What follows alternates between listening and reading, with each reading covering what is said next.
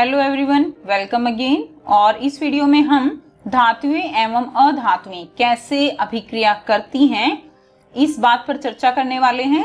Last videos में हमने भौतिक गुणधर्म और रासायनिक गुणधर्म उनके बारे में पढ़ा था, और अगर आपने वो वीडियोस नहीं देखी हैं तो उनका लिंक आपको बच्चों डिस्क्रिप्शन बॉक्स में मिल जाएगा, वहां पर विजिट कीजिए और उन वीडियोस को आप देखिए, ताकि आप जो भौतिक गुणधर्म क्या होते हैं, रासायनिक अभिक्रियाएं, धातुएं कैसे ऑक्सीजन के साथ, जल के साथ कैसे अभिक्रिया करती हैं, वो पॉइंट्स आपको, कंसेप्ट आपको क्लियर हो जाएंगे वहां से।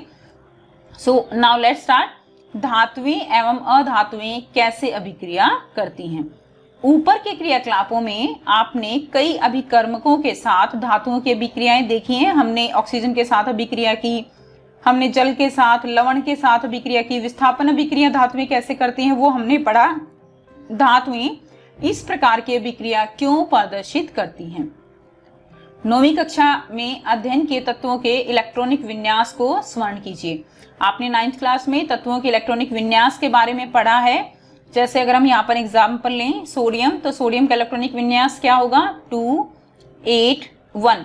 सो ये अब आप याद आपको आ रहा होगा कि किस प्रकार हमने 9th में इलेक्ट्रॉनिक विन्यास किया है।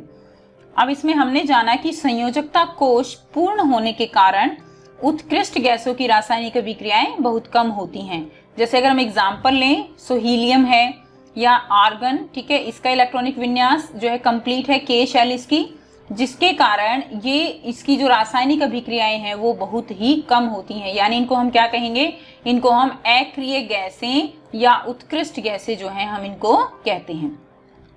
इसलिए हम तत्वों की अभिक्रियाशीलता को संयोजकता कोश को पूर्ण करने की प्रवृत्ति के रूप में समझ सकते हैं। यानी जो तत्व हैं, अगर हम जैसे यहाँ पर सोडियम की बात करते हैं तो देखिए सोडियम में लास्ट में कितने इलेक्ट्रॉन है, 1 इलेक्ट्रॉन है। यानी ये सोडियम ये चाहेगा कि इसका ये 1 इलेक्ट्रॉन इसके पास से चला जाए। अब देखिए इसको कोई 7 इलेक्ट्रॉन तो कोश पूरा करने के लिए कोई देगा नहीं, तो ये क्या चाहेगा कि इसका एक ये कोई ले ले, ताकि इसकी जो कॉन्फ़िगरेशन है, जो इसका इलेक्ट्रॉनिक विन्यास है वो 2 8 हो जाए और ये एक तरह से निष्क्रिय हो जाए। ठीक है, तो ये ऐसा ये रीजन है इसका कि इसका बाह्यतम कोश पूरा हो जाए। इसी रीजन के कारण जो धातुएं हैं या अधातुएं हैं वो अभिक्रियाशील हो जाती हैं। ठीक है, उत्कृष्ट गैसों एवं कुछ धातुओं तथा अधातुओं के इलेक्ट्रॉनिक विन्यास पर ध्यान दीजिए। सारणी 3.3 में हम देख सकते हैं कि सोडियम परमाणु के बाह्यतम कोश में केवल 1 इलेक्ट्रॉन है। हमने ऑलरेडी यहाँ पर एग्जाम्पल लिखा है। ठीक है, सोडियम 2 8 1। यदि वह अपने M कोश यानी M कोश से 1 इलेक्ट्रॉन को त्याग देता है, ठीक है, 1 इलेक्ट्रॉन को त्याग देता है, तब L कोश इसका बाह्यतम कोश बन जाएगा और जिससे यह स्थायी अष्टक उपस्थित है। इस परमाणु के नाभिक में 11 प्रोटॉन हैं। तो देखिए बच्चों, 9th क्लास में आप पढ़ चुके हो कि एक उदासीन परमाणु के अंदर जितने इलेक्ट्रॉन होते हैं उतने ही क्या होते हैं, उसके अंदर उतने ही प्रोटॉन होते हैं। सो अब यहाँ पर अगर इसके हम इलेक्ट्रॉन, इसके पास कितने हैं, इलेक्ट्रॉन 11 है। उदासीन परमाणु की हम बात कर रहे हैं। सो इलेक्ट्रॉन अगर 11 है तो इसके प्रोटॉन भी कितने होंगे, इसके प्रोटॉन जो नाभिक में है वो कितने हैं, इसके 11 हैं। लेकिन इलेक्ट्रॉन की संख्या 10 होने के कारण इसमें धन आवेश की अधिकता हो जाती है। अब यहाँ पर क्या होगा कि अगर ये 1 इलेक्ट्रॉन त्याग देता है तो क्या होगा, इलेक्ट्रॉन तो कितने हो जाएंगे, इसमें 10 हो जाएंगे, और प्रोटॉन कितने हो जाएंगे, प्रोटॉन इसमें 11 ही रहेंगे, जिसके कारण सोडियम के ऊपर 1 इलेक्ट्रॉन इसने निकाला है तो इसके ऊपर एक धन आयन आ जाएगा। धन आयन यानी अगर इलेक्ट्रॉन देते हैं तो प्लस का आवेश आता है, अगर कोई परमाणु इलेक्ट्रॉन लेते हैं तो उसके ऊपर नेगेटिव साइन आता है। ठीक है, उसके ऊपर ऋण आवेश की अधिकता हो जाती है और यह सोडियम धनायन प्रदान करता है। सो ये क्या बन जाएगा, Na+। ये थी सोडियम के बारे में बात। ठीक है, यानी सोडियम क्या बन गया, Na+, 1 इलेक्ट्रॉन देने के बाद। अब अगर हम बात करें क्लोरीन की, तो देखो क्लोरीन का परमाणु संख्या क्या होती है, 17। इसका इलेक्ट्रॉनिक विन्यास क्या होगा, 2 8 7। लास्ट में कितने इलेक्ट्रॉन हैं, लास्ट में है 7 इलेक्ट्रॉन।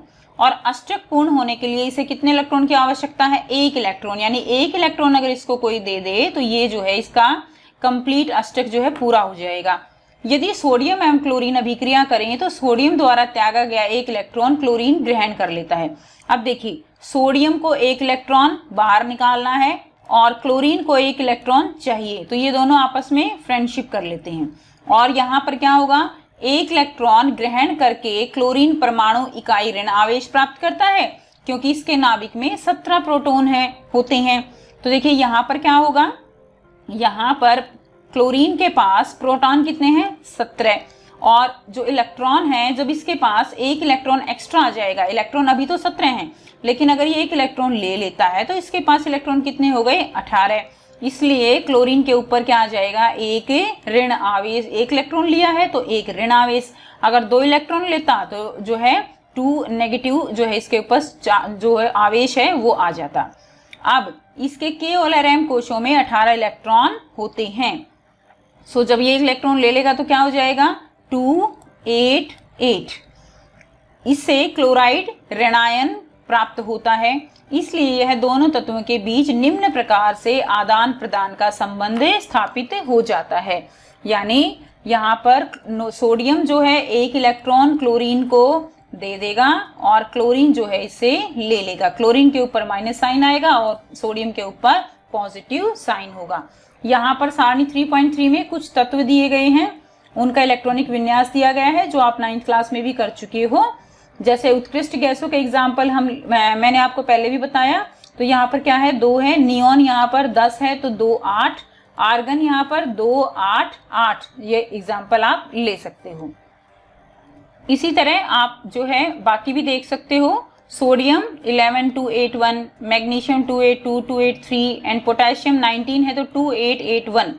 इसी तरह कैल्शियम 2882। अगर हम अधातुओं की बात करें तो नाइट्रोजन देखो, नाइट्रोजन 7 है 25, ऑक्सीजन 26। यहाँ से इनकी संयोजकता का भी पता चलता है। 5 है तो इसको कंप्लीट 8 करने के लिए कितने इलेक्ट्रॉन चाहिए? 3। तो 3 क्या है? इसकी संयोजकता है। ऑक्सीजन को 2 चाहिए तो 2 ऑक्सीजन की संयोजकता हो गई ना, 6 और 2, ये दोनों जो है मिलके टोटल 8 हो जाएंगे।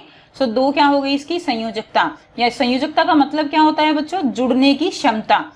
कितने इलेक्ट्रॉन से कोई परमाणु दूसरे परमाणु से जुड़ेगा, वो क्षमता जो है संयोजकता होती है। अब फ्लोरीन है तो इसकी संयोजकता कितनी होगी? 1 होगी। फास्फोरस के पास लास्ट में 5 है तो संयोजकता 3 हो जाएगी, इसकी 2 हो जाएगी, इसकी फिर से 1 हो जाएगी। सो यहाँ पर आपको आई होप क्लियर हैं चीजें। विपरीत आवेश होने के कारण सोडियम तथा क्लोराइड आयन परस्पर आकर्षित होते हैं।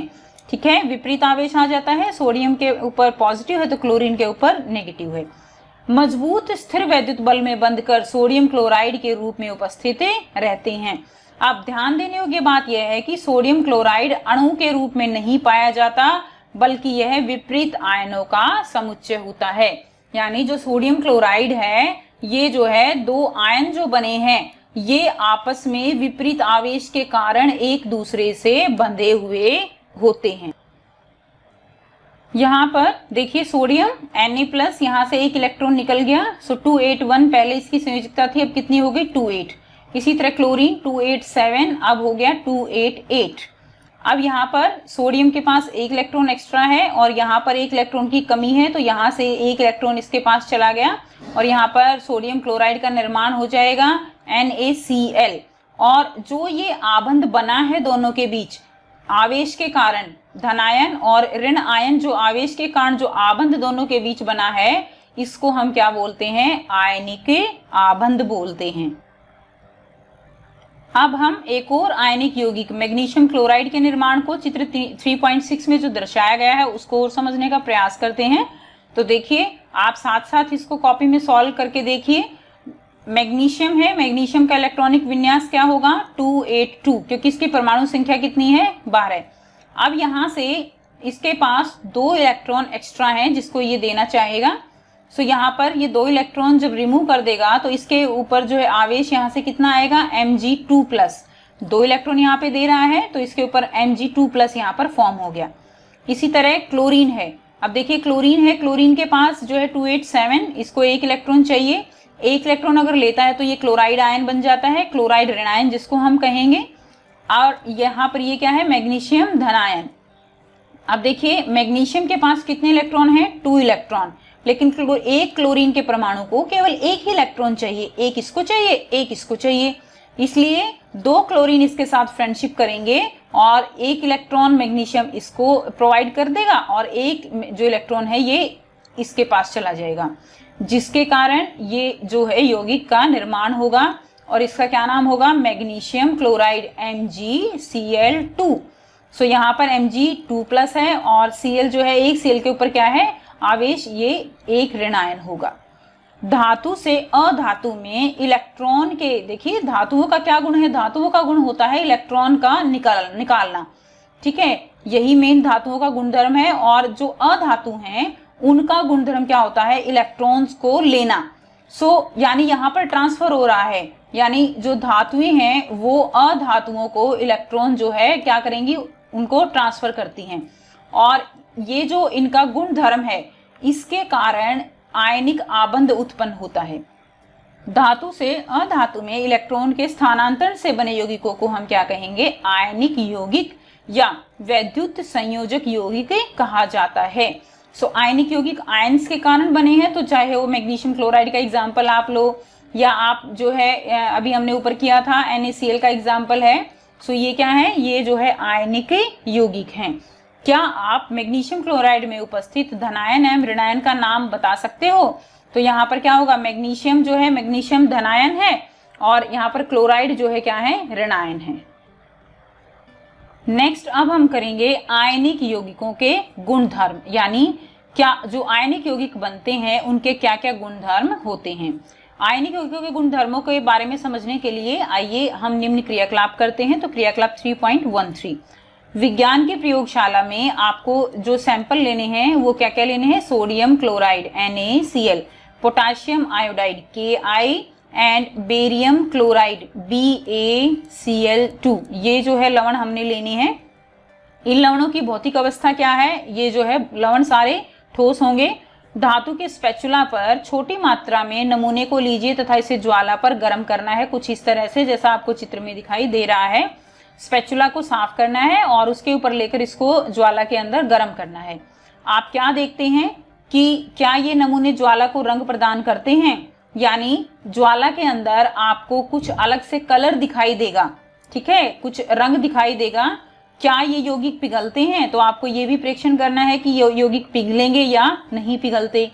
नमूने को जल, पेट्रोल एवं केरोसिन में घोलने का प्रयास करना है। आपको देखना है कि क्या ये जल, पेट्रोल और केरोसिन में जो है घुलते हैं।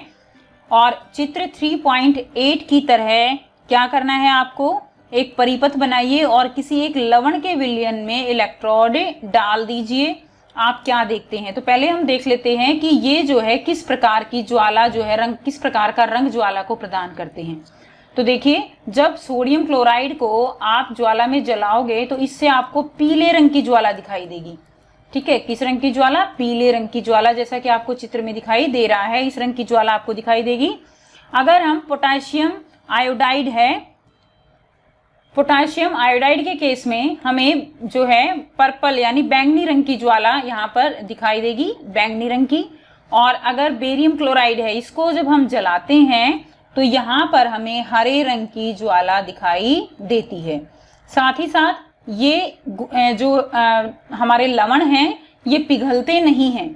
इसका क्या मतलब है कि जब ये नहीं पिघल रहे, इसका मतलब यही हुआ कि इसका जो गलनांक है ये ठोस है, ठीक है, हम पहले ही बता चुके हैं इनकी भौतिक अवस्था कैसी है, ठोस है, यानी इनका जो गलनांक है, क्वथनांक है, वो क्या है, वो बहुत ही ज्यादा है, जो कि ज्वाला के अंदर ऐसे डालने पर भी वो नहीं पिघल रहे हैं। लवण के जो लवण है, लवण के जो हमने नमूने लिए हैं वो विद्युत का चालन करते हैं या नहीं करते हैं, इसके लिए एक परिपथ बनाना है और किसी एक जो लवण है उसके विलयन में इलेक्ट्रोड डाल देनी है, कुछ इस तरह से हमें, यानी अगर हमें मान लीजिए ये कि हमने क्या ले लिया, यहाँ पर NaCl ले लिया, इसके अंदर हमने ये रॉड डाल दी ग्रेफाइट की और इस तरह से एक बल्ब लगा दिया, स्विच है और बैटरी है। अब इसमें हम ये देखेंगे कि क्या इसमें से विद्युत धारा प्रवाहित होती है। अगर विद्युत धारा प्रवाहित होगी तो ये बल्ब जल जाएगा। और आप तीनों ही जो हमने यहाँ पर लवण के नमूने लिए हैं, आप देखोगे कि तीनों में ही जो बल्ब है वो जल उठता है। इसका मतलब क्या है कि जो लवण है वो क्या है, वो विद्युत के सुचालक हैं। ठीक है, यानी वो लवण जो है उनके अंदर से विद्युत धारा प्रवाहित हो सकती है। और वो क्यों होती है, क्योंकि ये क्या है, इनके ये आयन्स हैं। ठीक है ना, और हमें पता है कि विद्युत धारा तभी प्रवाहित होती है जब आयन बनते हैं। सो आयन के कारण ही इनमें से विद्युत धारा प्रवाहित होती है। सो यहाँ से सिद्ध होता है कि आयन जो है वो विद्युत का चालन करते हैं। सारणी 3.4 में कुछ आयनिक यौगिकों के गलनांक एवं क्वथनांक आपको दिए गए हैं। यहाँ से आप ऑब्जर्व कर सकते हो कि इनके गलनांक जो है कितने ज्यादा, ये इनका क्वथनांक, इनका गलनांक कितना ज्यादा है। यानी इनको जो है पिघलने के लिए या उबलने के लिए बहुत ज्यादा तापमान की आवश्यकता होती है। आयनिक यौगिकों के निम्न सामान्य गुणधर्मों पर आपने ध्यान दिया होगा। तो देखिए, अब हमने जो भी पढ़ा है उसको हम यहाँ पर एक तरह से हम कंक्लूड कर रहे हैं कि क्या क्या आयनिक यौगिकों की प्रकृति हो सकती है। पहला क्या है, भौतिक प्रकृति। भौतिक प्रकृति यानी धन एवं ऋण आयनों के बीच मजबूत आकर्षण बल के कारण आयनिक यौगिक कैसे होंगे, ठोस एवं थोड़े कठोर होते हैं।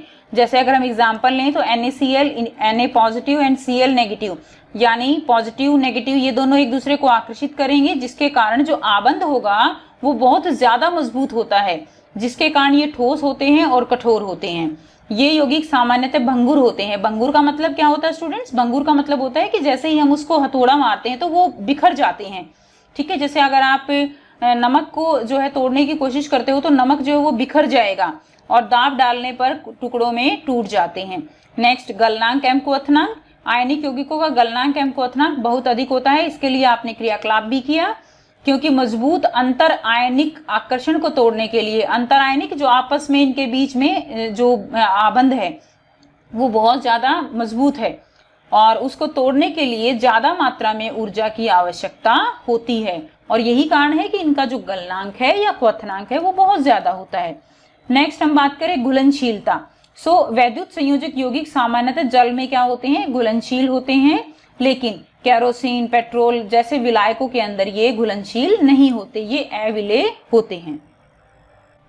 नेक्स्ट, फोर्थ पॉइंट इज विद्युत चालकता। विद्युत चालकता स्टूडेंट्स हम पहले ही कर चुके हैं। विद्युत चालकता किसके कारण होती है, आयंस जो हैं उनके कारण विद्युत चालकता होती है।